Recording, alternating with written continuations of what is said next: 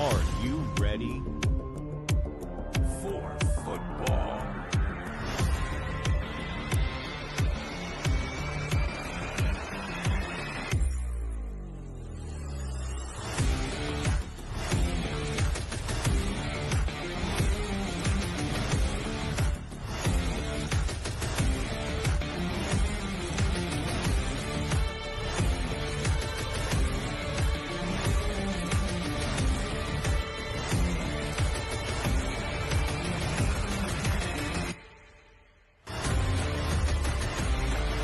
Welcome to the NFL Pregame Report.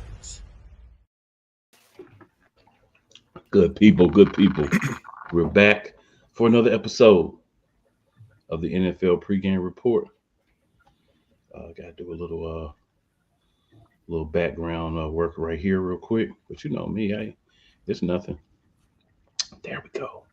It's nothing. Just because, life's wild. But it's football season. There's game on now. Yep. And I'm sure we'll be getting updates, especially from said TJ may be sneaking in a watch on that. I have a certain thing that I do on game days. Because the Eagles play today, I don't watch the early game because I'm a creature of habit. I believe that what I do affects the team because I'm delusional, and that's okay.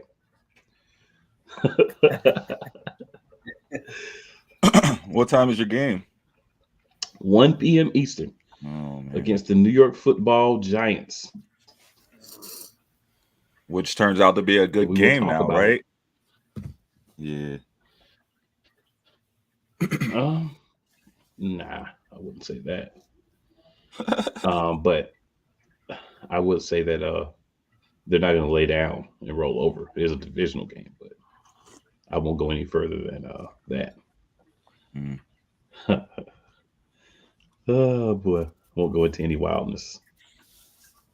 At least not yet. It's too early for it. Ladies and gentlemen, I am joined today beside me by my man TJ, Steelers fan extraordinaire. What's going on, TJ? I'm just confused like the rest of Steelers Nation. We'll get into that later. And our own personal Skip Bayless himself. We're back. Mr. Said Green. I got the big D out today. No Diddy. No Diddy D. This is the Denver D. Yeah. This is the Denver D. Yeah, I just wanted to make sure that people knew it wasn't the Diddy D. That's all. I wanted to get the wrong idea here on the pregame report. This is the different white stallion. Woo! Wow. I'm just gonna say I'm gonna take it to New York on that one and just say pause. But we'll start off. We'll start off with let's talk. We had a couple of wide receivers that switched teams this week, right? Davante Adams was traded back with his buddy, the Mushroom Man himself, Mr. Aaron Rodgers, to the Jets so that they can reunite and re-sync up. Guys, thoughts on the Davante Adams trade? Because, let's just do it this way. Davante Adams, also Amari Cooper, also for a third-round pick, was traded to the Buffalo Bills. So, guys, your thoughts on the two wide receivers in their trade. And my second question is, who is now in the best situation of those two receivers? All right, TJ, we'll let you break it down first because I have a feeling we need to give you a little time before we get to our next topic to kind of ease yourself into that topic. Well, the Adams trade, let's be real and honest here. It was Aaron Rodgers. He pulled the strings. He made that happen. Is it a bad move? No, of course not. Adams, it's not like he's completely over the hill, busted, everything else. He's definitely going to be an improvement for the team, but it was Aaron Rodgers that led the way on that crusade. When you look at Amari Cooper to Buffalo Bills, that was a collective decision because they need a good receiver. They need a solid, starting wide receiver there. their little experiment with, kind of just let's mix in a bunch of guys who, don't have a lot of experience. It's not doing bad, but they're definitely not where they should be. So it's a better move, in my opinion, and a better fit for Amari Cooper because it's just a better situation. You have Josh Allen. The Buffalo Bills are not a bad team. They're in the playoff hunt and the playoff race. The Jets, in my opinion, a little bit more dysfunctional. And at least tonight should be, I don't know. They make a lot of stupid decisions apparently, but Pittsburgh should be double teaming him all night long because Rodgers is going to try and force some balls his way. So I think Amari Cooper definitely got the better end, and he's definitely going to help the team out more, in my opinion. Okay. See it? Yeah. Well, it's like Mike Tomlin said when the trade happened, right? Like they were planning for Davante Adams the week before against the Raiders, and now they're planning for him again. So they're definitely prepared for him, right? But I think who won this trade, and I'm going to say two names. First, I think Jerry Jeudy won this trade because now Jerry Jeudy's number one, which is what he's wanted since he's gotten drafted. So go and prove it. I mean, granted, that situation in Cleveland isn't the best. I mean, Deshaun Watson isn't playing the best, but I mean, he's number one now. So we'll see what happens over there. My other winner is Garrett Wilson. Teams are already reaching out to the Jets for trades, one to get Garrett Wilson on their team. And Garrett Wilson, not only that, he can see like the Jets is not the place for him to be. Sometimes you get drafted in places and you're like, like they drafted me, I'm gonna be loyal to them. I'll stay here. I won't look out anywhere else when I sign contract. So now he knows, even if he doesn't get traded when it's time for contract talks, he's out of there. He's watched them just bring in every single player from the Packers team besides the ball boys, and basically push him to the side. He proved last year he's definitely the number one wide receiver. So teams have already been reaching out. We'll see what happens with that. If he does go to a team, it's going to be a team that's ready to throw him the ball and has a quarterback ready to go, right? So not only that, he's not going to be dealing with the after effects of when Aaron Rodgers leaves, right? Aaron Rodgers ain't playing for 4 or 5 years. He ain't playing for 2, 3 years, maybe even. He might not even play this full season. We'll see how it goes. But, I mean, I do think I do kind of feel Aaron Rodgers won in this situation too. And it has me wondering, like, will he be the next quarterback to go coach? And maybe not even offensive coordinator or quarterback coach after he retires. Maybe straight up, the head coach or head scout or something, GM or something over personnel, just making moves like this because he's basically picking and choosing and putting pieces together how he sees fit, already doing that role. So, so my winners, I got Jerry Jeudy, Garrett Wilson, and then and Aaron Rodgers. But which of the two receivers that got traded? Of the two receivers that got traded, I mean, which is in a better situation now? That's the question, sir. Well, you see Davante Adams for sure. He's going into a situation where he's about to be top dog. We saw how Aaron Rodgers tried to feed Adam Lazard, and it just wasn't clicking. So all he has to do is just show up and perform, 3/4 of the game, and he's going to get some solid yards that he wasn't getting, or at least he should, right? Unless teams are double teaming him, and then Garrett Wilson's starting to eat, right? I'd say Amari Cooper. Honestly, there are no wide receivers. They have wide receivers over there, I guess. I don't know their names. Keon Coleman's on my fantasy team, but I don't think he's scored me points since. Pretty good too. Huh? Khalil Shakir's pretty good. Still there too. Oh, I don't know. But anyway, I feel like Amari Cooper's stepping into a role where he's going to automatically command the attention of Josh Allen, and pick up where he left off, being that deep threat. So, I think he's going to eat for sure. I don't know if he's going to play right away, but I think he won out of the two. So for me, I think both moves make sense, right? I think Adams getting back with his guy makes a lot of sense, right? Him and Aaron Rodgers had a rapport. We saw it. We know that they'll probably continue. I'm a little different on the thinking if I'm Garrett Wilson. If I'm Garrett Wilson, okay, I'm not going to get the targets here. I'm not going to get the stats this year. Aaron Rodgers is probably, at best, one more year. After that, it's my team. Not whoever comes to the quarterback. It's my team. So I'll sit back. I'll learn from the old dudes. I'll get paid my rookie contract to play like a rookie. and it was time for me to get paid. Hey, if you want me to stay and be your guy, you see those top guys, what they're getting paid? I sat back and let you do this ridiculous Aaron Rodgers experiment for 2 years. So now when it comes time to pay me, you're going to factor that into my pay or I'm going to leave.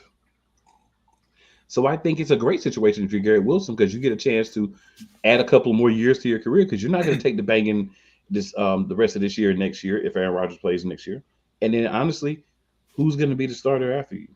It's got to be Garrett Wilson. So I think this definitely, I agree with Sid in the fact that this puts him in a great situation. And of course, teams are going to call, but I'm going to give up on a young talent that has shown that he can beat a guy with subpar quarterbacks. Yeah, but it's the Jets though, so yeah, probably. But even the Jets, it's a wide receiver. Now, if this was a running back, if this was a defensive player, they'd do something stupid. But everybody knows you need wide receivers. Even the Jets know that. Even the Panthers know that. You know what I'm saying? So I think he'll be good. But I do get the fact that people are going to call, and people may have a different opinion. But that's how I would think about it if I was Garrett Wilson. As far as the Bills go, Amari Cooper walks into that room, and he's the elder statesman. He's the dude that everybody's going to be looking to, like, you the OG now. Like, what's up? So I think where he will benefit them the most is preparation, teaching these young guys how to do all the things that they may not have been doing because they didn't have that guy in there that was respected as an older receiver. You don't think Stephon Diggs was teaching that? Stephon Diggs, no. I think Stephon Diggs was getting paid. Doing Stephon Diggs things. Yes. Oh, yeah, right. Thank you, TJ. Beating people up. Allegedly. It was going to go left, but, well, he's not the one that did the beating up. Oh. Well, not that kind of beating up. He was trying to do another kind of beating up. Mrs. Officer type beating. Yeah. And if you've seen the gentleman that he was accused of trying to spend time with, play with. I don't think that particular gentleman would be adverse to a little play. And I'll just say that that's what I see when I look at the guy. I'm like, I don't think this guy would be adverse to a little play. He looks like he's played before he'll play again. So, but that's a whole different story. But I would have to agree with you guys that I think situational wise, Amari Cooper's in the best situation. Now, if we talk about quarterbacks, Aaron Rodgers won this. And the reason I'll say this is because Josh Allen, you didn't have a guy who may make spectacular catches and drop the easiest balls. You have a guy who may drop the spectacular catches, make the easy catches. You may have a guy that catches nothing. You may have a guy that catches everything. And you won't know until you throw the ball. So I would say like Amari's lack of consistency with catching the ball is the biggest thing. Though a lot of people would argue and say, oh, maybe it's just because he was in Cleveland and blah, blah, blah. Perhaps. But if I'm an NFL player, I'm trying to get yards. I'm trying to get stats. I'm trying to get accolades. If I'm a wide receiver, I do that by catching the ball. And Amari Cooper leads the league in drops. So like Hunter Henry just did. Yeah, if you're paying a guy to be your number one, it doesn't matter what amount of money, but if you're focusing on a guy be your number, let's say it that way, and he comes in and he's dropped a lot of balls, that gets demoralizing for your quarterback. Then when your quarterback's pumping and he sees him going, he's like, this Mofolo, I'm taking old school. This Mofolo may not catch the ball. Let me throw it somewhere else. Right. But I think this will help the other receivers in that people will focus on Amari Cooper because you still have to scheme for him because, I mean, he catches about 50% of them of balls he probably should catch. He catches about 50%. But, I mean, that's still dangerous enough for you to feel like, oh, he might catch this one, so you have to pay attention. So I would say receiver-wise, he won. I would say quarterback-wise, Aaron Rodgers is the one who benefits most because Davante Adams is going to catch that ball more often than not. And he's probably going to make Garrett Wilson a better player. And he's going to probably alleviate the need for Allen Lazard whatsoever. Oh, well, yeah. I mean, not that wasn't already done. That was the whole Aaron Rodgers was like, get this, pull that lever. He should have never brought him in, man. He knew who Lazard was before he brought him in. He knew Lazard. No, he thought he knew. He had to bring somebody, though. He was like, and he pumped him up. He thought it was going to work. He was like, don't worry, I'll make this work. You couldn't make it work. He should have known better. Yeah. So, guys, we're going to have a first here on the NFL Pregame Report. Right? So, our next topic is going to be one that I feel like TJ may have a few things that he wants to say about, right? So, I'm going to give you the topic, and then we're going to secede or acquiesce the screen to TJ so that he can give you his thoughts. Man, these Jags out here playing. Oof. All right. So, TJ and said, and me afterwards. But we have to let TJ go first. We have to. Russell Wilson is starting at quarterback for the Pittsburgh Steelers this week. Spicy. So, TJ, what are your thoughts, sir? I just don't get it. I really don't get it.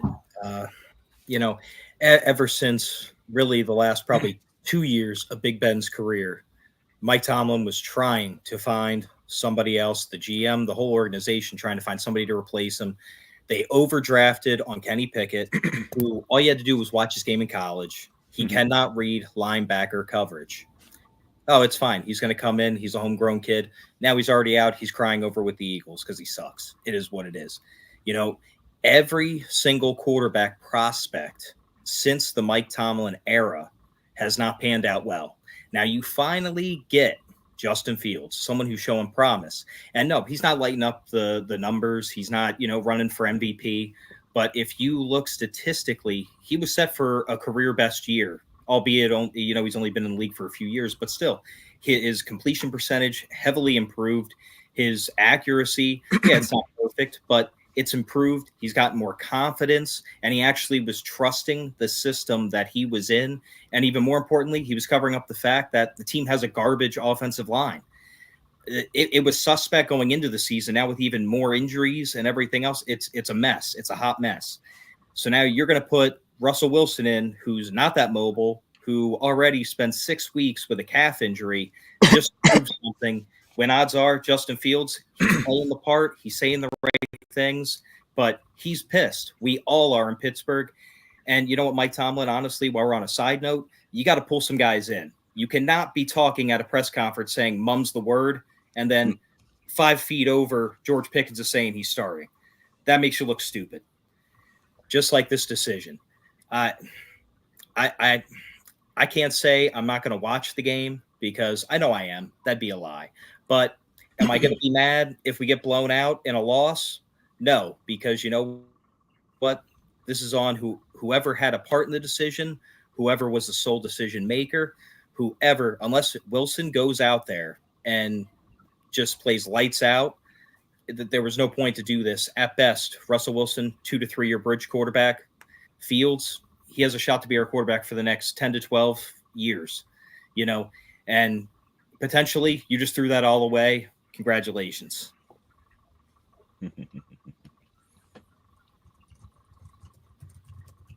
All right. Sid, what are your thoughts, sir? Let's ride. No, I feel that I don't know. I mean, yeah, maybe Mike Tomlin isn't the guru we all think he is, but he has not ever had a losing season. The standard, yeah. Yeah. And since Bill Belichick's out of there, he's the longest tenured, most winningest, most doing it. So you gotta take his word, right? But then it's like, wait, what the what? And then, like we were saying off stream, I think there's just a situation of them, like, it's like backtracking, I guess, right? Like, you don't want to just like throw Russell Wilson to a win after you brought him on, right? So you want to give him a chance to go ahead and go out there and at least try to earn a contract on another team, or maybe even a trade before the deadline. Who knows? But all you know is you went and you got your backup or your plan C or plan F or plan H in Russell Wilson. and then you woke up the next day and it was Christmas morning because you're able to get Justin Fields. So now they got Justin Fields because they didn't have to pay Russell Wilson when they got him. Probably the best veteran discount quarterback you could have gotten, right? So they go and get him. They didn't expect to get him. Now they have him. But then they got Justin Fields. Like, oh, man, this guy is the younger version of him. He does what he do better, right? At this point in juncture in time, but not as good. So Russell Wilson gets hurt. So now you're playing Justin Fields. He's out there being a serviceable quarterback, but not exactly lighting it up how you want it to be. You didn't want to have to play him so early. Whatever. Now Russell Wilson's not hurt anymore, yammering in your ear every day. Yo, I can go out there. I can play. I'm good. He has this little Russ fan group or whatever they have over there. I know they had a store out here, But anyway, you got to put Russ in is what I'm getting at. You got to see what you got out of him. You got to let him play. You got to let other teams get a look at him, get some film, get some tape going. So at least he can get one more contract, because if you don't, he's probably just done after the season. And it looks like he could have went somewhere else. Maybe, maybe he's, I don't know. Maybe his homie's trying to be good to homies, maybe, maybe it's not. Maybe it's just, giving Russ his flowers, whatever it is. But it's a dumb move is what it is.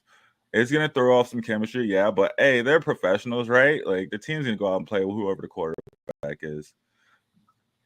I don't think it'll throw them off too much. So I thought about this, and I don't think this is a Mike Tomlin decision. If you recall, back in training camp, back in the preseason, all he kept saying was Russell Wilson is our starter if healthy. Obviously, Russell Wilson can't stay healthy, so this is not going to be a long-term move, I don't believe. If I'm TJ, I am pissed, right? But if you look at the other side of things, I watched a couple of the games, and I'll point to the Cowboys game. If Justin Fields was a little bit more developed, and this is not necessarily a Justin Fields thing, not saying he hasn't put in the work, not saying that he hasn't tried to make himself better, but if he was a little bit more developed, Pittsburgh wins that game, because Dak Prescott threw like 80 interceptions, right? Like, everybody talks about, he's the first quarterback to throw touchdowns on 2 days in one game. He's also the first quarterback to throw red zone interceptions on 2 games in the same day, 2 days in the same game, right? So he gave him a lot of opportunities. Feels right now, it's just not quite, it's like a little off. And not like in a bad way, like terrible or anything, but it's just a little off. So perhaps the thought process is, and again, I don't think this is a Tomlin thing, but maybe the thought process is to let him sit a few games. Let's satiate the fans, who there's a lot of the fan base is like, we want Russell Wilson because Justin Fields can't get the job done. That's right. I will say this. Sometimes you have to be careful what you ask for, because you might get it. People like me said, TJ, a lot of people are here, a lot of people on the networks that we're part of. We understand Russ is not who you want him, who you think he is. Like, people romanticize Russell Wilson from what he was back in Seattle. Did you not see him in Denver? Look at the same plays that. Well, yeah, but that's the thing for me. Yeah. So I think it's Russell's always the guy they wanted to see if they could bring in. I think they wanted to bring Justin Fields alone by letting him watch the game unfold from the side.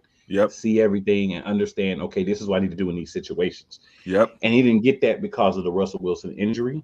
He had to kind of be thrust in to be the starter. I do believe that they see him as the future, but they're just saying, look, let's put him in for a couple of games. Let's see what he does. If he can spark the offense, cool. If he can't, hey, he can go right back and sit on the bench and wear his uniform hurt and wear his headset and be your coach in your headset.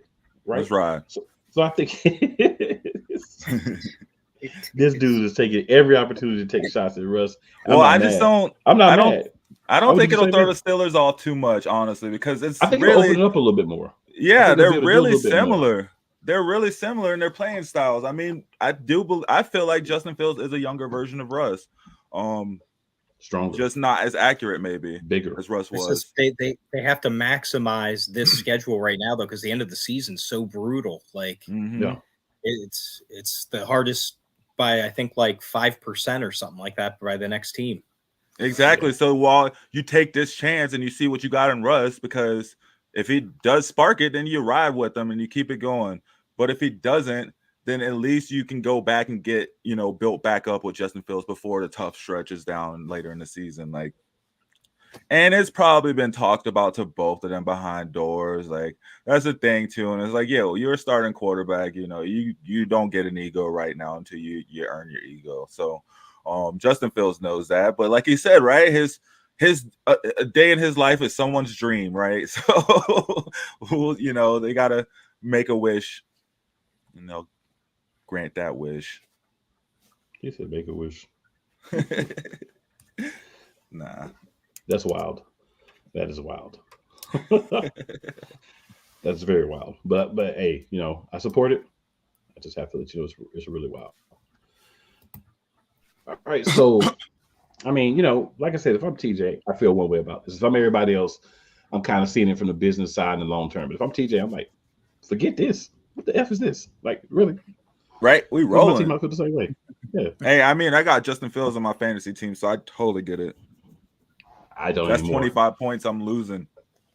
I don't anymore. I did have Justin Fields, and it's not a knock at him, but the way that they have him playing, it's just not conducive to big points in fantasy, and I need big points quarterbacks. I don't care if your team sucks. I just need you to have big points. All right. I'll roll with whoever getting he got them feeties. He can run. Yeah, even with the feeties, it wasn't stacking up to the other guys. So. All right, so our next thing here. So we're about every team's had 5-6 games, right? Depending on the team, right? Some have had a bye, some haven't. But at this point in the season, guys, let's do a little different since we are a little thinner. We have a little bit extra time. Let's do one team that has surprised you positively so far this season, and one team that has surprised you negatively so far this season. And just to put this into terms so for people to understand where we're coming from. Record, obviously, is a big thing, but also how the team is actually playing. So maybe a team only has one win, but somebody thinks that it's a surprise, even with their record, because of how well they're playing. Record, obviously, the main thing, but if you see somebody go a little bit more left than you expect, it's probably because the team is playing a lot better than anticipated. So, Seb, we'll start with you for this one, my good man. Yeah, of course, you know who I'm going to say for the team that's most surprising. My Broncos. No. We would never expect you to say that, sir. 4-3. Expect you to say that. Right? Went on a 3-game winning streak. Went on a 3-game winning streak. We had a little stumble against the Chargers. But then we rinsed that out real quick with a quick turnaround Thursday night against the Saints, doing what was needed to be done. And that was a good time to have a game like that, honestly. They needed a chance to just go off and floss real quick, quite honestly. Like Bo Nix needed to break off, some double-digit yard runs and go out there and juke some guys and get – I'm telling you, man, they just needed to open up. And they started, too, at the end of the Chargers game. That Chargers game was just a little bit off. I mean, you saw from the get-go, Pat Surtain went out, and then, like I think who was it? Harbaugh went out. The coach went out. I think he went to take a dump, but whatever. The coach left. A couple other players got – it was a weird start to that game anyway, so it was a little bit off. They were riding high, and they got tripped up real quick. But then they got back on track, man. We're 4-3 right now. We're still third in the AFC. I guess that's behind the Chargers, behind the Chiefs. I mean, tell you what, might hear some news in a couple days. Just saying, if Alvin Kamara come to the Broncos, I guess he denied the reports. I don't know. They got the reports. They said they got calls from like all these different teams, including the Chiefs and the Broncos. They're asking for a third and something else, which is very doable. And if Alvin Kamara comes here, him and Javonte and McLaughlin, man, that is a deadly trio of running backs right there, especially the way that Javonte is playing. And I wouldn't even mind bringing them over here. Honestly, they probably have to get rid of one of them, probably Javonte. But if we could keep all three, that could change our trajectory that much faster over here in the AFC West, which is not as lopsided as many would think it is. I mean, you know, I don't know. I mean, I'm not saying the Chiefs are, the Chiefs aren't world beaters. That's what I'll say. And the way our defense is playing, I don't care who you are. I'm not afraid to go up against any team right now. Because we see it. I mean, with or without Surtain too, they got their groove. I don't know. That's just my team. My surprise of the week, and I'm riding with it, man. We're on a roll when they got something going now. We're doing a surprise for the season, not just the week, sir. But the season, yeah. Surprise for the season, man. Like they're 4-3. Who is your negative? I was gonna say the Jaguars, but they came out smashing right now. They are on one. Man, I'd have to say the Browns. They had so much promise. And then, I guess the Nick Chubb thing just kind of threw him out of whack altogether. You got Deshaun Watson saying he's not a running quarterback. And, if he wants to be there or not. They're trying to figure out ways to get rid of him, coming up with more reports. There's more charges coming out, this and that. And then they trade away the number one receiver. Right. Just like don't care for the season. So I'd have to say the Browns. All right, TJ, what about you, sir? Biggest surprise would easily be the Minnesota Vikings. Oof. Making a lot of fun of them with Sam Darnold. Picked, I'm pretty sure, either dead last or barely edging into third place in their not even a remote chance. But here they are, 5-0. Unfortunately for them, they do have a tough division this year. Everybody's either 4-2, 5-1, 5-0. Correction, Lions are 4-1. But they face them today, and if they beat the Lions today, that'll basically give them a 2.5 game lead on everybody else in the division. So it's a huge game later today with that.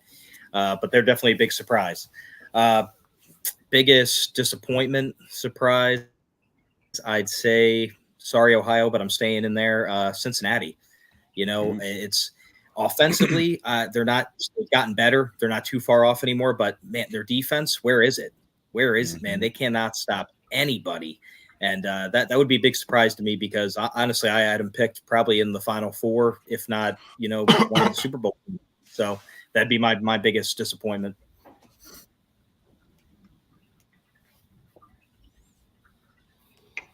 All right, so for my biggest surprise, I kind of thought about this because I was like, I need to have about 3, right? Because whoever's who's going to get me for a lot of mine. I'm going to go with the Atlanta Falcons. The Falcons are 4-2. Dirty Birds. They kind of rounding into form. Kirk is back to being a first cousin instead of a third or fourth cousin. So Kirk James. The white Dak Prescott, as said by Amari Cooper, not me, has been playing better, has weapons. The defense has been playing really well as well. And I think that's the thing that a lot of people didn't think about with the additions that they had on the defensive side of the ball and what they already had there.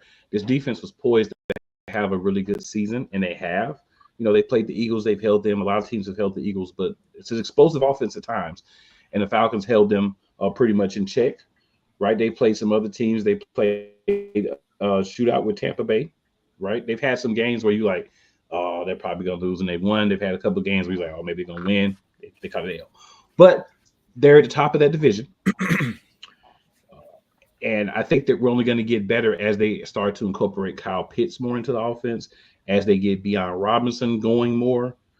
Drake London's having some really good games with Kirk Cousins, as he is a guy that will get the ball out to his number one receivers. So I think the Falcons are a team to be really proud of so far if you're a fan, and a team to watch out for if you're a lot of other teams in the NFC, because it's a team that will be there come playoff time. I'll be there. I think if they played the Chiefs now, they'd beat them. Like with them figuring their team out, they'd win that game. We have to say if they played the Chiefs and all things are neutral. Yeah. Because the problem with the Chiefs is nothing's neutral. They should have won that game too, but whatever. I'm just saying, when you play the Chiefs, nothing's neutral. Yeah. Because the thing is, the referees can negate a big play by calling a penalty that probably happened, but that you wouldn't call if it wasn't the Chiefs. Right? Yeah, like so many. Yeah. Yeah, it's weird when they just decide to. Oh, it's not weird, bro. It's expected. And I'm taking the easy way out on a disappointing team, but it needs to be said. So for my disappointing team, I'm going to go with the Miami Dolphins. The reason I say it's taking a little bit out when you do that is because Miami does have the situation with Tua. He's coming back next week. Yes, he is. But if you were not prepping yourself for the possibility of Tua being out for an extended period of time, whether it was a concussion or some type of injury, then you have not been watching this man's career. And you let 1 year where he was able to stay healthy kind of cloud your judgment of his career as a whole. When was that? Throw that out there. Last year he was healthy. The whole year? Oh, yes. Yeah. I didn't even follow. That's why because he's healthy, so no one talked about him. Yes. And they were playing pretty well. So they weren't great, but they weren't bad. Like they were winning games, losing games, but they were in the playoffs and everything. So yeah. Got him that contract. You should have been prepared to have a guy as your backup that could come in and play. All right. We talked about, the first show, how they could have went and got guys like Jacoby Brissett, different guys that had a little experience, that have been starters, that can be spot starters for 3, 4, 5 games if needed. And the Dolphins just said, no, we're going to go in here with Tua because now that he had a healthy year and then he lost weight. You're fragile. You lose weight is never a good thing. Well, they paid him like $800 billion, so they didn't have any money to pay anybody else. They could have got somebody. They could have got a backup. There's teams that are paying more. The Dallas Cowboys have a better backup, and they're paying Dak Prescott the whole salary cap. You know what I'm saying? So you could have got somebody that could be a feasible backup. NFL teams have got to start understanding. Well, you have a quarterback. You want to have a guy behind him who can. You could have went and got try to get like a Fitzmagic or somebody, right? So many people you could have tried to get to be the backup, not come out and be your starter, but be your backup. And you choose to go a route with guys that aren't really prepared to take over, because this Dolphins team should not be 2-3 right now. They've had some injuries, but they've got Tyreek Hill. Come on, you get this man the ball, he'll do the rest, or you just throw it up and he'll go get it, even at his age right now. You've got other weapons on his team. You've got a stable of running backs. Even when somebody's hurt, you still got 2 or 3 running backs. This team should be better than 2-3. This team should be a team that you're looking at and saying they can win games, instead of looking at them and saying they're probably going to lose unless they're playing a team that's just as bad as them or worse. So, got to go with Miami for my disappointing team. Hopefully, they turn around this season. I don't know if they'll have an opportunity to make the playoffs, but maybe at least they'll have an opportunity to have a respectable season with Tua back. So that's where I'm going to go with that. So next, we're going to get to Ced's Happy Fist. And for those of you who may not be aware, on Thursday, October 17th, we had the Denver Broncos face off against the New Orleans Saints. Now, Denver played a good game, and Ced will give you details, as he already has.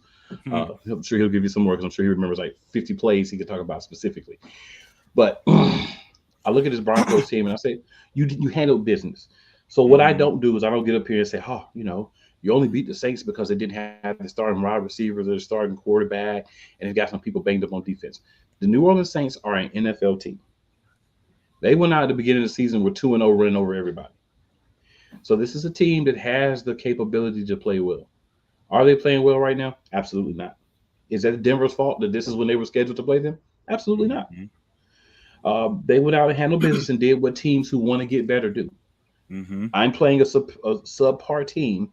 I am going to actually take my foot, put it on their throat, and I'm going to lean my weight on that foot, on said foot, and take it off the other foot and keep it on their throat. And that's what they did to the Saints. If you're a Denver fan, you love this game. If you're a Saints fan, you hate this game. If you're anybody else, you're probably more indifferent, unless you had players in this game playing. You're probably a little bit more indifferent. But byproduct of Thursday night football, a lot of the games just aren't good. And this wasn't a good game for the masses, for the public. No. But that's Thursday night football. Say, would you like to go next or would you like to go last? I'll go last. I'll let TJ. You know, All he right, wants to TJ. gloat about it too. That over. All right, TJ, on you. I was very interested in that game for gambling purposes. Thank you for the over. Almost. No, man. I honestly I thought it was going to be maybe a little bit closer of a game, but still obviously higher scoring because I picked the over. But man, Denver just came and brought it.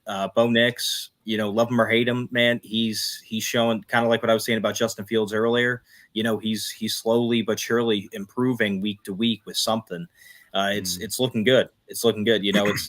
It's looking like he could become a very good quarterback, within the next, maybe season, 2 seasons. He just has to get polished up. So that's a good look for Denver. Sean Payton, you knew they were not going to take the foot off the gas because he wanted to give it to the New Orleans Saints. Don't know why he was the one that kind of chose to leave, but hey, anytime you see an X, you want to show them how much better off you are now. So it was just a really good all-around game for the Broncos and the Saints, man. What has happened?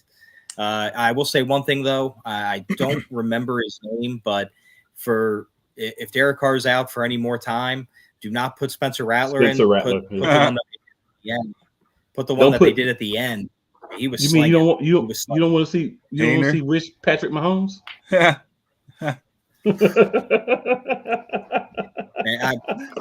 can't even, I actually jumped on that wagon. I have a couple of his cards too, just in case he hit it big. So that was a waste of $5. But I picked him up in a couple leagues just in case. Oh yeah. But yeah, it was a good look for the Broncos. But the Saints, man, they're just in disarray. Dennis Allen, man, he might be out the door before Christmas time at this rate. Who knows?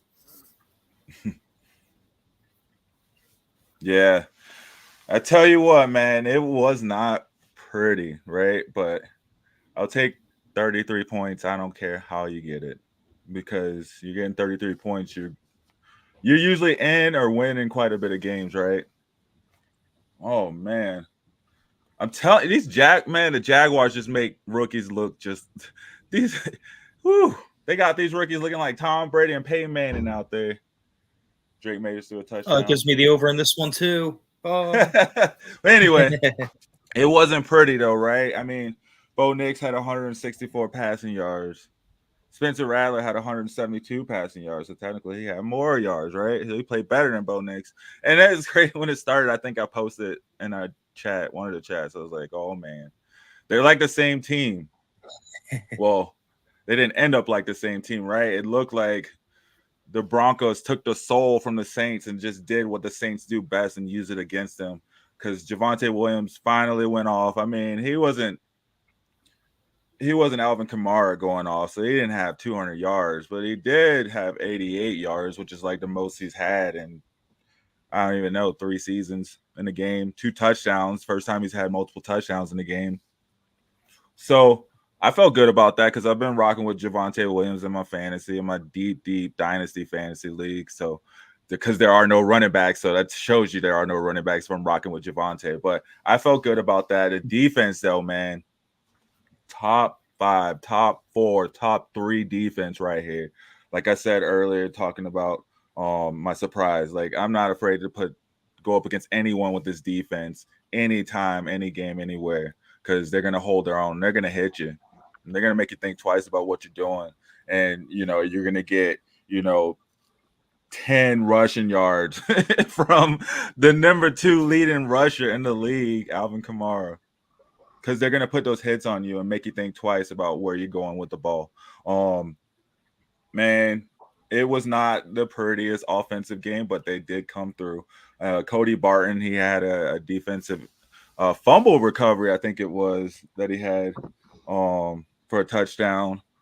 They were just out there. The Broncos needed this game, is what I'm saying. We needed a game to go out there and swag. I was hoping, we'd get our Panthers game or our Jaguars game, and that's what this game was. It was a game for them to go ahead and realize, like, yeah, we can go out there and we can play like the big dogs, and we can look like these other, younger players out here across the league as well, too. Bo Nix has a little bit picking up to do, man. He overthrew. I think he overthrew and underthrew 2 receivers at the same time. That was the weirdest thing. But he had a lot of off-platform throws where he wasn't setting his feet quite right.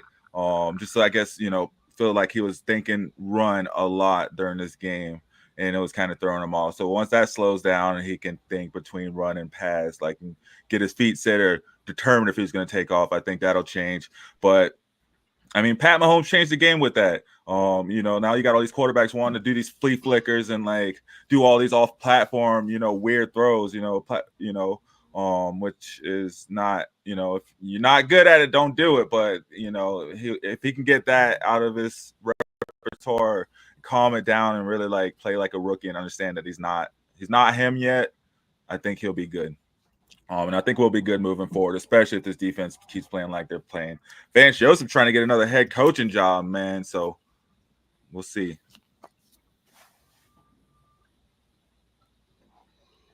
All right, so we're going to go into our featured matchups for the week before we get into our rapid fire picks. So our featured matchups of the week, we have the Detroit Lions and the Minnesota Vikings. This is going to be one heck of a game, right? Detroit is coming into this game with one loss. Minnesota is coming into this game with no losses, right? 5-0 and 4-1. Big dogs. What's interesting is Big Sammy, is having a renaissance season for the Vikings. When you have Justin Jefferson as your number one receivers, makes that a lot easier, let's say.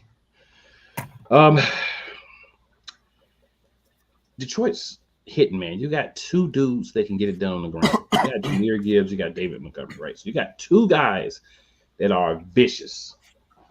Vikings have one. You have two.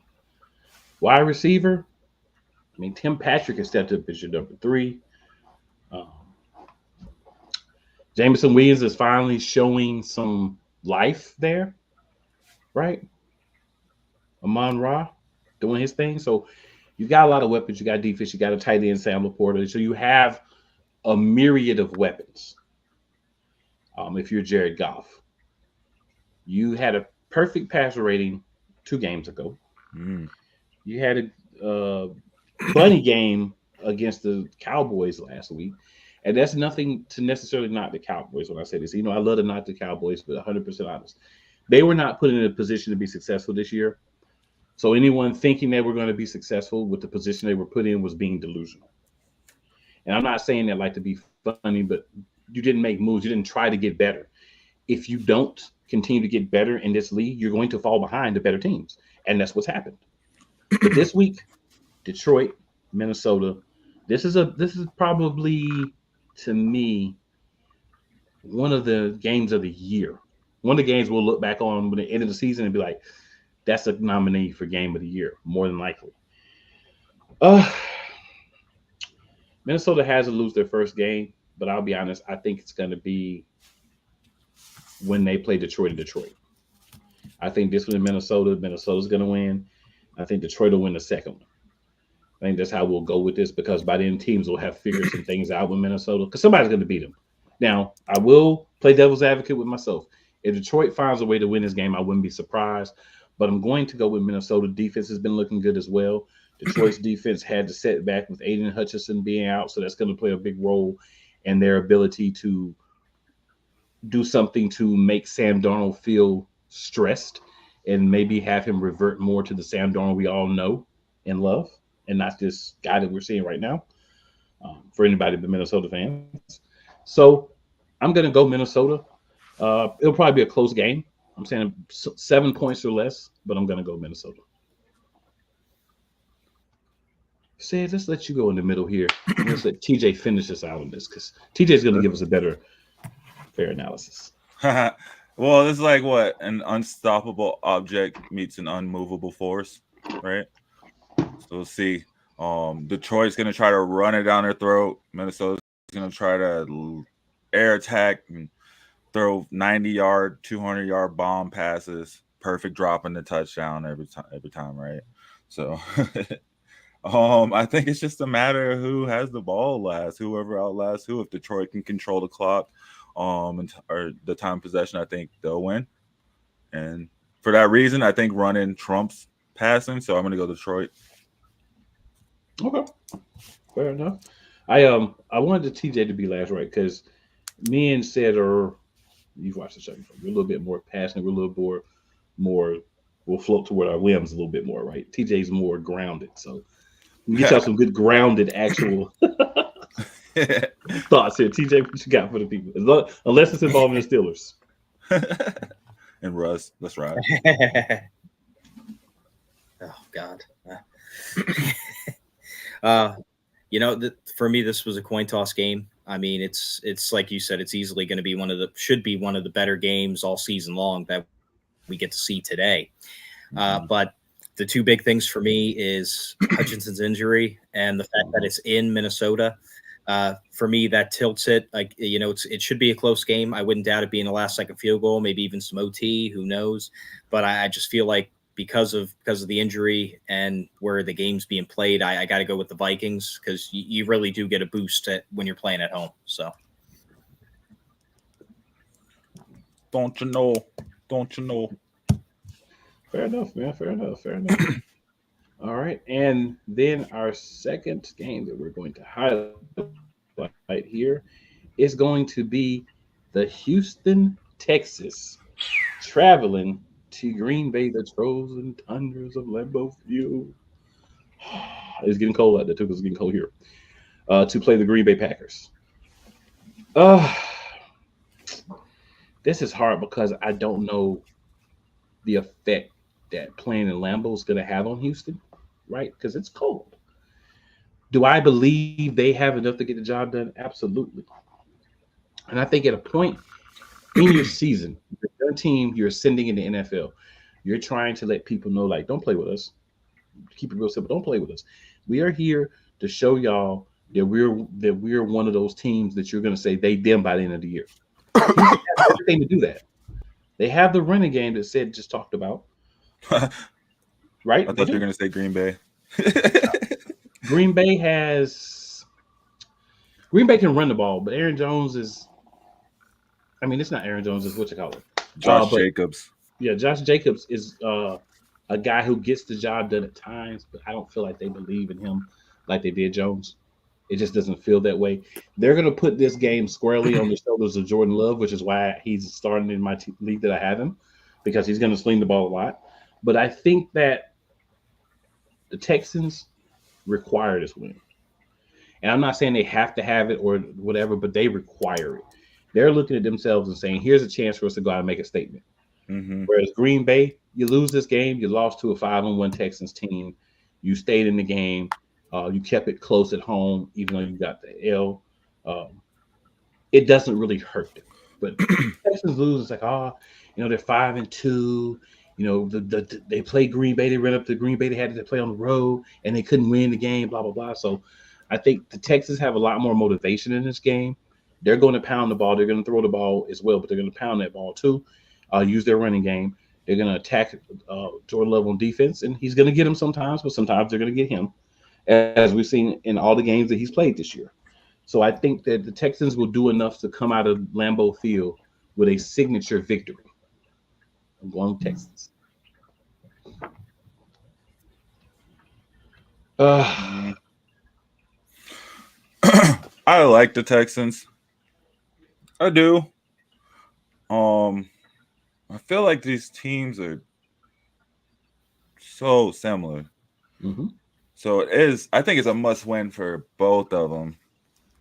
And for the Packers, my reasoning, it's not a divisional game or conference game even, but they also do see the two top dogs, which they're not really far behind playing today. They're watching the Vikings, they're watching the Lions play today, and they know they still got a chance to be in that hunt. So they got to stack as many wins as they can. And a marquee win against the AFC top dog Houston Texans will carry a long way for motivation. Now, the Texans, they can't go in there and slop it up either, right? Like, they're rolling. I don't know. I think this just comes down to who wants it more. And Joe Mixon, and I think Damian Pierce is even back. So I mean, that Texans running game is gonna go off.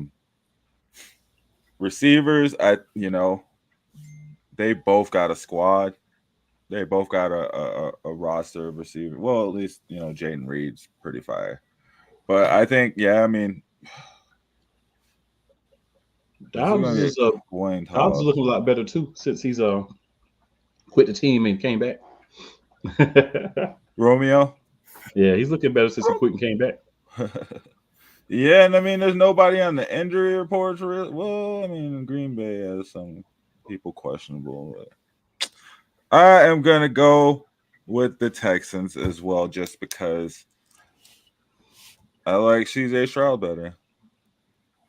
Ladies and gentlemen, Cool McCain and Sid Bayless have agreed on the game. Yeah, market for different reasons though. Still agreed. Market. CJ, what you got? Well, I was going to say Texans, but since both of you guys said that, I think I should go Packers now. Oh, no, I think it's going to be a clean sweep. I think the Texans are going to come in. They're going to want it more. They're going to play better. I also trust CJ Stroud way better. D'Amico Ryans. They're going to come in and they're going to want that signature win. It's probably going to be another close one. But I just, for some reason, I just feel like if it comes down to the wire, CJ Stroud, I can see winning the game. Jordan Love, I can see making that mistake.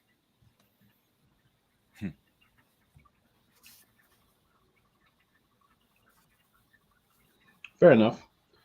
All right. Our last in-depth matchup. But TJ, I'm gonna let you go first on this one. At the Baltimore Ravens at the Tampa Bay Buccaneers. I'll go second and say we'll let you finish this one out. Well, this one's kind of a little bit of a personal hatred towards the Ravens, but I got to go Bucks. I mean, personally, with the way they been playing really for the most part, it should be another game down to the wire. But I just see the Bucks defense being able to baffle Lamar Jackson a little bit. At times this season, the Ravens have looked unstoppable, but at other times, they're going 3 and out. I'm not saying they're gold or bust, but don't get me wrong, they're a good team, they're a great team, but I feel like the Bucks are going to roll in and just take care of business. Baker Mayfield, I feel like he's going to come up clutch today. Fair enough. All right, I'm going to go with the Baltimore Ravens. And I'm going to tell you why I'm going to go with the Baltimore Ravens. The one thing that we know that is consistent in the NFL that helps you win the game is running the fudging ball. And the one thing that Baltimore is going to do is run the ball. You can put a 9-man front, and of course I'm being ridiculous, but you can put a 9-man front on Baltimore and they're going to run the ball. Mm-hmm. They've got, and I've said for so many years, I felt like that one piece that they were missing was, number one, they needed a number one receiver. Addison is that. For this team, Addison's that, no doubt about it. Rashard Bateman has come alive when not asked to be the guy, but asked to be the guy beside the guy. So, really good Robin, trashy Batman. So that's worked in their favor. 2 tight ends, right? They don't use Andrews or Lively as much as they have in the past, which is a testament to the growth of Lamar Jackson, because now he's reading the entire field and not just looking up the seams and out routes for his tight ends. If by some reason Tampa Bay decides they're just going to do everything in their power to stop the run game, Baltimore's going to kill you in the air now. And that, to me, makes this version of Lamar Jackson and this offense more dangerous than any we've ever seen, even in his 2 years as MVP. Because now not only is he still running the ball at a rapid pace when needed, because half the time he's just turning to give the ball to King Henry and saying, go do the work. I'll watch, big dog, let go. Mm-hmm. Pulling the Russell Wilson, let's ride. But he's also has a lot of opportunities himself to just say, you know what, read and react, real RPO. Mm-hmm. Or, the term skips my mind but he's reading and just reacting and saying, "Hey, if it's there, I'm going to give it to you. If it's not, I'm going to pull it and take it myself." And they're doing a good job of, even if it's those type of plays where they really want to run it, they have at least one receiver on a route, so that if that doesn't work for either one, you have a hot read that you can go to. So Baltimore's doing a lot of things, I think, offensively to put themselves in a position to win. The defense isn't as good as it's been in the past, so they will give up points. But I think they're going to try to control this game through the run. They're going to, if they want to force them to win the game in the air, they're going to take it to the air, which they can do at a more proficient rate than I've seen them do in the past. And that, I'm really scared of this Baltimore team. If they continue to play this way throughout the playoffs and up until we may see them in the Super Bowl, if the referees let them get there. Who you got said? We 1-1. Who you got said? You the tiebreaker, sir. So crazy, man. It's so crazy. I feel like all these AFC, NFC games could be coin tosses, and you don't really see that usually. Like, it's very, very, very, very, very close and like competition across the conferences. Man, this game could go either way. On one hand, I'm hoping Mike Evans and Chris Godwin go off, because for some reason I got them both on a fantasy team. Wow. But I also got Lamar Jackson on that same team too. So I just hope all of them go off. Let's have just a high scoring day.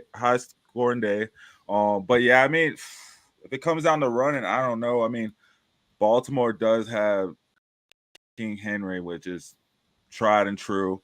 You know, Justin Hill coming off, you know, and helping out every once in a while. And it's been really, really working for them as they pound their way to like #1 in rushing yards and #1 in yards, with Derrick Henry having more rushing yards than some teams have yards.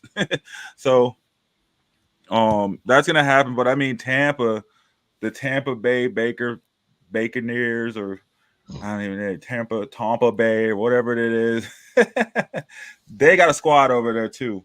They got 3 really good running backs, 3 decent running backs, whatever you want to call them. They got 3 of them that can all go off in a game, and they've found that out these past couple games. And then Baker, man, Baker's been out there looking like Lamar these past couple weeks, so it's going to be interesting to see how that plays into it too. He has his own little RPO. It's not even an RPO. It's just kind of, if nobody's open, I'm running, and I'm hitting you. I'm putting my shoulder down. I'm running over you. Baker's hype down there, man. He's been good since he's gotten with this Tampa Bay team. So this could go either way, man. Shoot, I don't even know. I'll go. Where is it at? It's in Tampa. Tampa Bay. Then I'm going with Tampa Bay. Tampa Buccaneers. All right, fair enough, man. Fair enough. Yeah. All right, so we do have the early game on NFL Network. So there's that. So we'll need to pick that, right?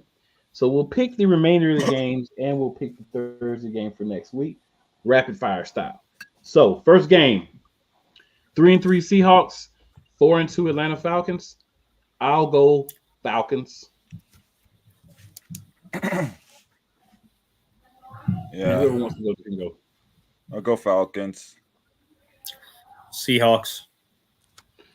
Fair enough. See chickens. All right. Then we've got the 1-4 Titans at the 4-2 Bills. Gonna go Bills. Yeah, Bills. I'm gonna go Titans. Really? At least one of us believes in Well, what's his name? What's the quarterback's name? Oh, Mason Rudolph starting. Yeah. Yeah. Still not beating the Bills though. Come on. pretty much. We've got the 2-4 Bengals at the 1-5 Browns. I'm gonna go Bengals, but I wouldn't be surprised if the Browns upset them. And to me, it would be an upset, even though they're 2-4 and 1-5. Bungles. Mongols. Yeah, I'm gonna go Bengals too. All right. Then we've got the 2-3 Dolphins at the 3-3 Colts. I'll say the Dolphins. Oh, TJ's taking the Colts. Who you guys said? I'm gonna go Colts. I figured y'all would both go Colts. I figured I'd do something a little different, see how it works out for me. Either it does or it doesn't. All right. We got the 3-2 Eagles at the 2-4 Giants. I'm gonna go Eagles, but I think this will be a close game because I'm just not blowing nobody out right now. Giants defense is hitting right now. What are they like? Number 1 in quarterback pressures or something like that? I don't know, but I know that they're not good against the run. Somebody might have a little bit of a frustration they want to take out on the Giants. You may have heard of him. First name Saquon, last name Barkley. Eagles are gonna soar. I'm gonna go Giants. They got Malik Neighbors back. I don't know how it helps. I'm just saying they got him back. Hater. And Singletary's playing. He's gonna want to prove that he's the better running back with an S in his name for the Giants ever. I don't know why he would want to lie to himself, but okay. Well, today is his day to prove it, and he's gonna prove it. And they got Tyrone. You better call Tyrone. Tyrone been running all over the place. So they got a solid running stable to themselves there all of a sudden. Danny Dimes looking like Danny 15 cents. He's definitely not. He's looking more like Danny Nichols. Danny 7 cents. Definitely. And I was being nice when I said Nichols. I actually talked to 5 Giants fans this week who called him Danny Pennies. So Danny Pennies? Danny Pennies. Hey, pennies I was being nice dollars. when I said Nichols. But you need 100 of them. A penny saved is a penny earned, as they shall say. And if they run it every down, that's a lot of pennies you're saving. If they run it every down, I'm going Giants. 30. All right. 2-4 Raiders and 1-4 Rams. I'm going to go Raiders. A lot of times when you lose a good player for one game, you get the Super Saiyan boost to everybody's stats. That's this week. So I'm going to go Raiders. What? Cooper Kupp's back, right? Or is he? I don't know. I don't know. Thought he was. I'm so done with the Rams. I don't know. If he's back, he's probably still hurt. So I don't know. He's questionable.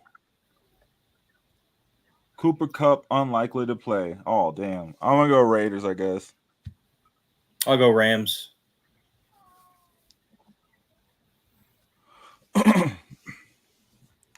They don't got no wide receivers. Man, the Raiders suck. Yeah, they do. Right? I'm going Rams. I'm taking my pick back. I don't even know how I picked it. The Rams suck too. The Rams are 1-4. I don't know how to let myself say that. Bum ass Raiders. Suck versus suck. Yeah, right. They're both at least they're still playing for their bro. Coach, though.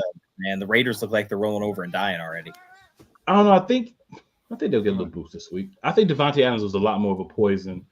Not necessarily on purpose, but I think he's a lot more of a poison than people realize just by acting like he was hurt because he didn't want to be there, right? And however that affects everybody else. I think that when you remove, I don't think he was going around bad mouthing you about anything, but I think one of those guys that the coach was talking about was definitely Davante Adams.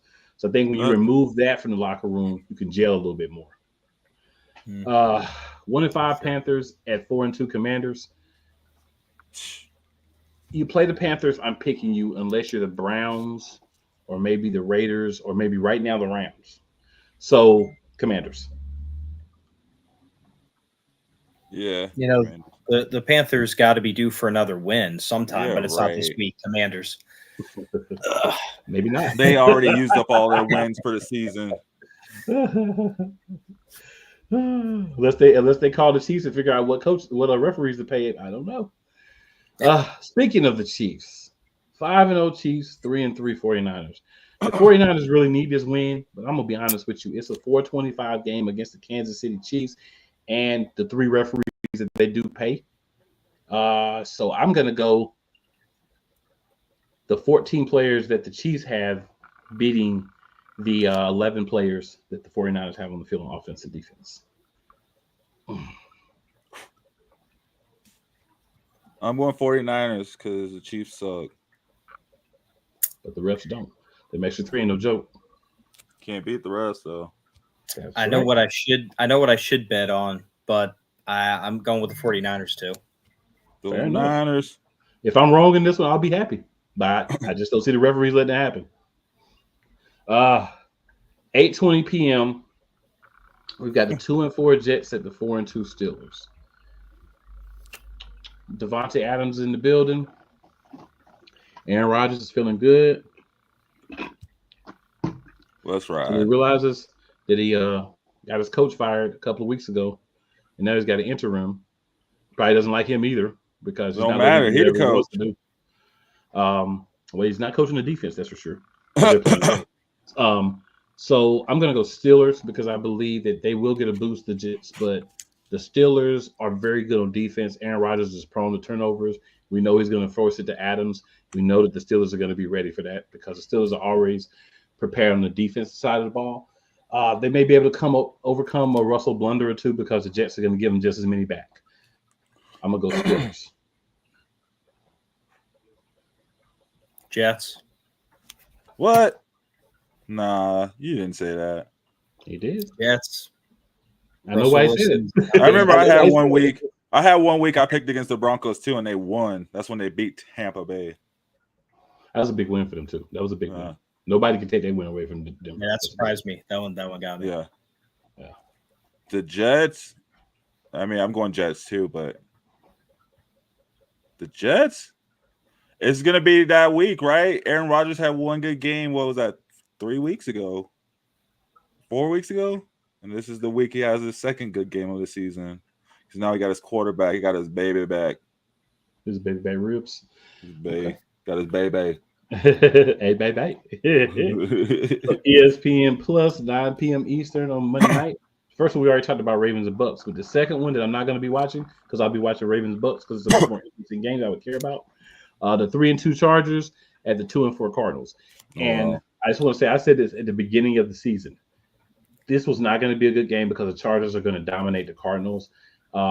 This is the week of or the week before the launch of the new Call of Duty. And I know the beta's already out because I got a friend that's playing. I know a couple of my buddies that are playing it. So, yeah, we started to see Kyler Murray fall off now that, his attention is drawn elsewhere.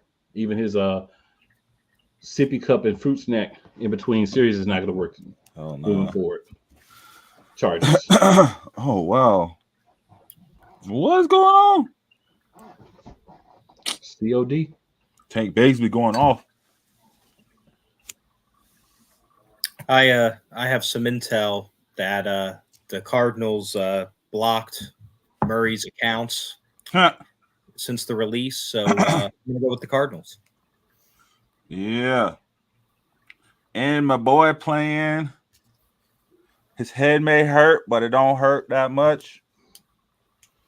He lead all rookie receivers in touchdowns because they are doing what they can to make sure he scores touchdowns. And that's Marvin Harrison Jr. I'm going to go Cardinals. Okay. And the Chargers suck. So, yeah, Chargers, man. If you drop 20 points on them, you're winning that game. Yeah. So that's a lot to ask, though, right? You're gonna ask the Cardinals to actually score 20 points. They can sporadically. Harrison Jr., man, come on. Yeah. And Trey McBride, man. I mean, Harrison Jr. can get it done. I'm putting a double team on Harrison Jr. out the rip, though, right? Like I'm seeing Trey McBride gonna go off. Oh, Trey McBride, you put the other corner on him. Let's go. Let's ride. And they go run with big man Cooper. Yeah, but they got a squad, man. They have a squad. But, yeah, they just don't impress me. Didn't they just beat somebody that was good to beat? Well, they beat somebody and they turned around and got whooped again. They had that 1 week peak and then they went back to being who we thought. Yes, either do. 8:15. Yep, 8:15. Prime Video Thursday night. This is either going to be a banger because everybody's going to miraculously come back, or it's going to be ugly. We got the Vikings at the Rams. Unless the Rams can pull Nakua and Cooper out, you get both of those guys out there, I don't see them winning this game. And as well as a miraculous book of defensive tackling and rushing the passer plops down in the middle of their practice and opens and infuses all the defensive line with a understanding of how to do that better, I don't see them winning the game. I'm going Vikings. Yeah. Maybe this is like, what, 2017, 2018? I go Rams. I'll go Vikings as well. Yeah, Vikings. We said this was 2017 or 2018. Right? And I love it. I do love it. All right, people. Any last words said? Any last words? TJ, any last words before we roll about the scene for the week? Damn, what if Sam Darnold goes undefeated? That's not happening. No. I mean, not gonna happen. That's not gonna happen. I mean, according to you guys, they're winning the next 2 games, so that's 7-0. Oh yeah, but I mean, it's not gonna go undefeated. Today's a coin toss, and the Rams. I mean, the Rams are the Rams. Right, the Rams be ramming, and that's a no Diddy definitely. No Diddy Sunday. Yes, no sir. Diddy Thursday. Games, no Diddy any day of the week. No Diddy all week and weekend. You gotta stop saying his name. Can't give him any airplay. Sir, he's getting airplay whether we say his name or not. He's getting some kind of play. He's good. Yeah, it's gonna be a good day of football. Oh boy. Yo, I'm getting. I think that bumped the show up to a TV 14 for the day. As long as you don't come talking about some, what you say, Playboy? Oh man. We'll still stay in the fair range. TJ, any last thoughts, man? Man, just another great day of football. Let's go. Eagles, if y'all don't beat the Giants, I will encourage everyone to tune into Eagles Elite. It will be very enjoyable and entertaining to watch. For TJ. Yo. Go ahead. Come watch me tonight at 7:30. Fantasy Reports. We'll be reviewing all these games. All right. There's that. Also, for Shady Sports Network and for Sports Waves Network, if you're watching us on Sports Wave, please make sure you go over Shady Sports at Shady Sports Network on YouTube and on Facebook. If you're watching us on Shady Sports, go to YouTube at Sports Wave Network. And make sure you like, share, and subscribe from both of those wonderful channels. And never forget, it's never where you start. It's always where you finish. But people, we will see you next week